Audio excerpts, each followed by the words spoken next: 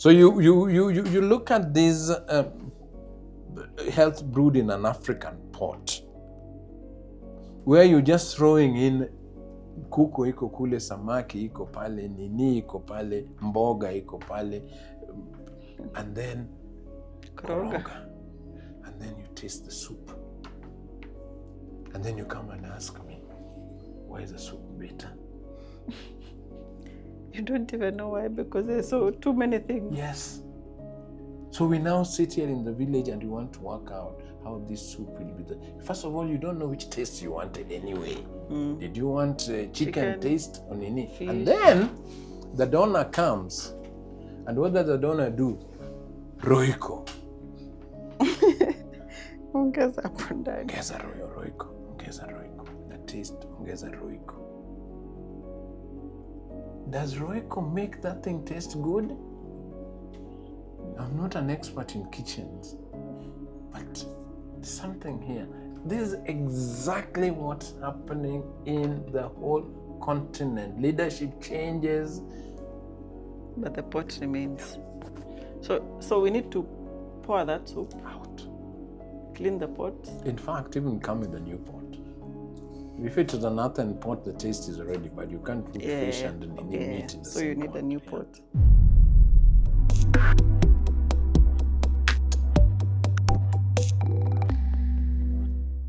Of the many awards and recognitions, what are you most proud of?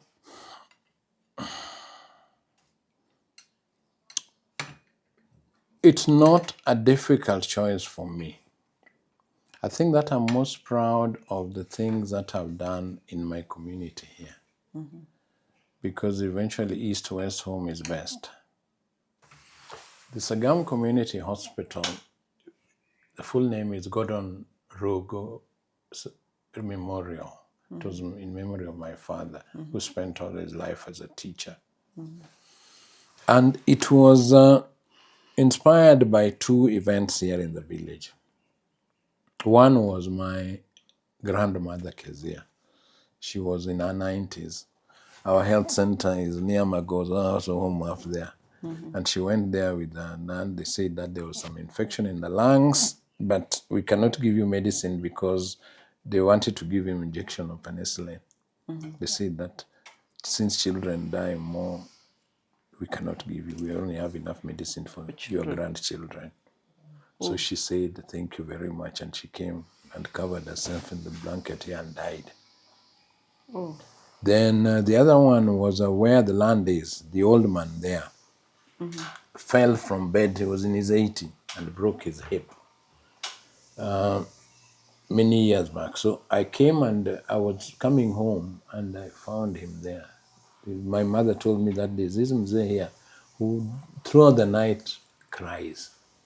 Go and check. I went and checked. So I carried him to Siaya. And I was a lecturer then. I found some people that I taught there. They said he's okay. We left him on the floor because the beds were full. And when I went back 2 weeks later, he was still on the floor. They're not even giving him Panadol. So I said, if the government can do it, I'll do it. That's it. So we just started. I cleared the bush, put up the thing, and nearly 30 years later, it's running.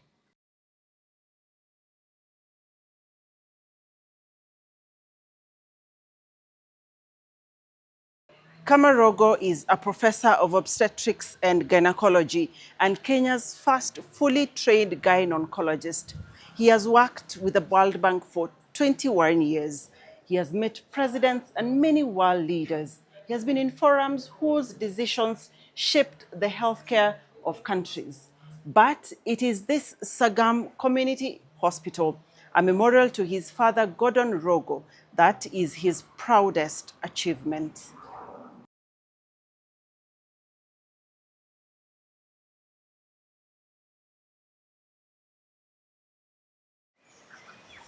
So you look at a place here like Game.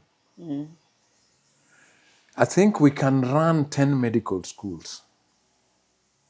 Here? Yeah. All of them professors here in Game. But Have things changed for the people who gave? They're still the same as the the same. people in Tana River. Yeah. Why? Because we have not asked, how do you apply these skills and knowledge to change your community? We joke here that if you're in a helicopter up there and you drop a stone, it will fall in the head of a professor. Yeah, it is true. But that professor, I did some studies some time back on Siaya County. And I found that the concentration of pit latrines is inversely related to the number of professors. The more professors, the less the pit latrines. So there can be three reasons. One is that they're not pit, so they now have these flashed ones, which are in the house, which we found was not true. Yeah. The second one is that they don't come home long enough for them to feel like going to the toilet. Which is true. Which is like a few hours. Yeah. So you come, you are at Imperial Hotel, and then you come and see your mother and leave. And then you go away. Yeah, and then you go away. That is so sad. My friends are waiting for me. And the third one was that they've actually moved from normal diet to astronaut diet. You know, astronauts, when you're out there, you don't shit. Yeah. They give you diet which you digest everything. And my hunch is that they're not eating that way, because I see them with nyama choma and ugali and samaki.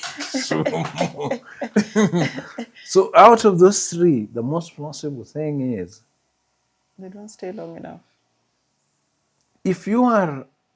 if there's places in Africa that if we gave everybody who's going to school or is holding a job in Nairobi or America from there, and there were 5 amp torch, the place would be lighted more than the streets of New York. Wow. But the places are dark because these guys have never come back home as torches. When they come home, they're not a torch, it's switched off. Is that part or the reason why we have few philanthropists from Africa? No, because part of the thing is that actually we have more philanthropists in Africa than anywhere. It's just a definition of philanthropy. Yeah. If you work out there with in these people's country, as I did for over 20 years, and you look at what you do with your salary. Yeah. Yeah. I mean, half of it goes into philanthropy before you, but it's not called philanthropy. It's not called philanthropy. And it is not organized. Almost daily. Every daily, yeah. Every day. So an American, I'm working with him, his salary can plan holiday with it. But to me, there's this funeral there is that and that. So philanthropy is just definition and organization. If we organize this money and we put it together, it will change everything. Do you know the amount of money we collect for funerals? It's a lot. Every week. It's a lot. Yeah. And none of that is credit. It is cash. It is cash. So we are the original philanthropists, traditional philanthropists. The other thing, and this is I think what you are referring to, that we don't have the Bill Gates and so on foundation system.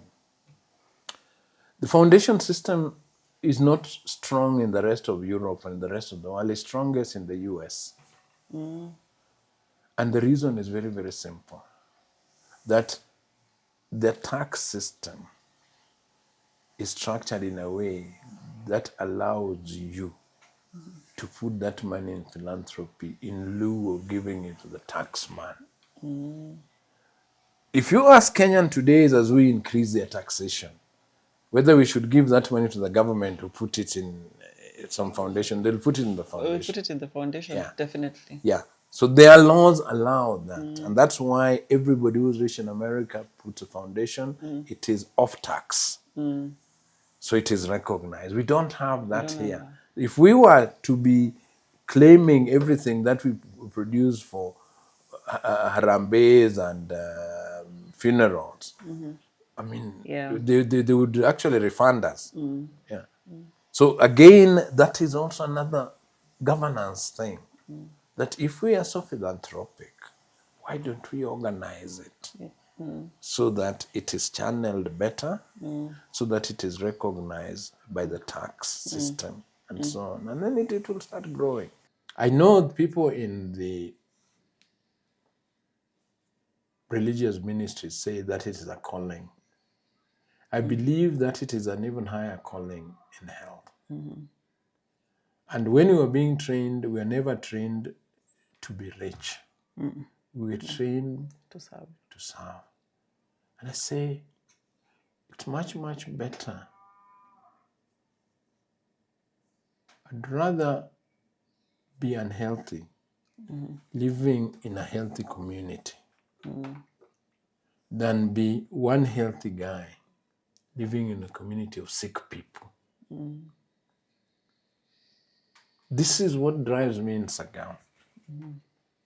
That when people around you are healthy, they can take themselves, they can take their kids to school. Life is much better for everybody. The community is even happy because you meet everyone and you have good things to share and talk about. Yes. Yeah. And I believe that is the quality of life changes for everybody. You come loving to be in the village. Yeah, I'm not afraid of being in the village. And walking around. No, I just walk. Yeah, because after all, they saw me walking barefoot with no surwali. So what's so great? Because I went and got a degree? No. Do I change? No. It's just you. You're still the son of the village. Still the same son of the village. Yeah. So the joys of life as you grow older stop being your material possessions. They start being the relationship that you have with people, starting with your own community. And if we mentor our young people to know that actually life is very short. 70 years is not a long time. Yeah. Right now I'm being interviewed here as an elder. Me, I still see myself as a very young guy who can cause a lot of problems. Yeah. And that's it. That's what we don't see. Yeah. That just the other day we were the hot heads. Now we're supposed to be the ones who are being consulted to tell what has changed within that. Nothing much. And this is what Africa has to know. I think that the other people are developing because they love their country, because they work for their people. Africa is not moving because I don't think we love Africa. Because we want money so that we can escape. We can go away. So that you can take your kids to those schools there. So that you can go and be treated out there. And it becomes an exclusive club. People whose kids are educated there, they can go for treatment there, and you here, you're sitting. People don't remember that when the new Kenyatta hospital was opened, that block, the top floor there is a presidential suite. Ward 10. Yeah. Floor 10. 10th floor. And that it has a helipad. It has a helipad, yeah. On top. So it was built for the president to be able to go to Kenyatta. There is no president who has ever stepped there. Not even Moi? No. It's only Ngilu tried when she was somewhere else. No, never. So it even had a room for the security guys. So that one tells you that there is something that is not with us. It's not inside us. And health, you can't give health to people if it's not coming from the heart. It has to come from the heart. Reflecting back on our days spent with Professor Khama, it was truly learning about health brewed in an African pot. We learned from his vast wealth of experience, from his work in the global stages championing for health, his current work with the community through Sagam, his soybean farming ventures, and finally, entrepreneurship on our way back to Kisumu, where we stopped at his beachfront resort to enjoy fresh fish from Lake Victoria.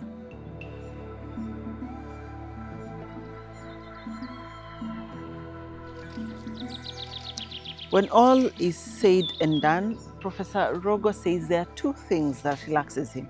One is being at home in his farm and being one with nature. And two is being by the lakeside, enjoying a plate of tilapia.